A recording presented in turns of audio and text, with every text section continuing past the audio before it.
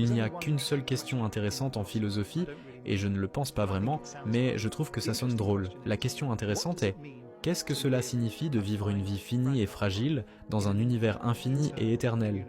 Ce n'est pas si drôle, n'est-ce pas? C'est une bonne question.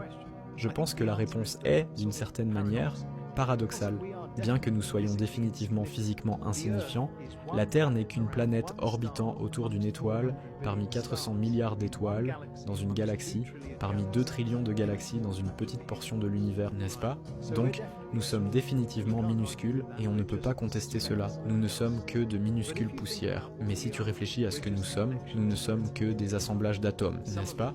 Certains d'entre eux sont aussi vieux que le temps. Les autres, tout ce qui, mis à part l'hydrogène présent dans nos corps, a été créé dans les étoiles. Tout cela a été façonné au cours de milliards d'années, et nous faisons partie de ce système qui est capable de penser. Ainsi, comme l'a dit le grand Carl Sagan, nous sommes le moyen par lequel l'univers se comprend et s'explore lui-même. Et si vous avez peur de rien, le lien est en bio pour écouter les sons les plus terrifiants capturés dans l'espace.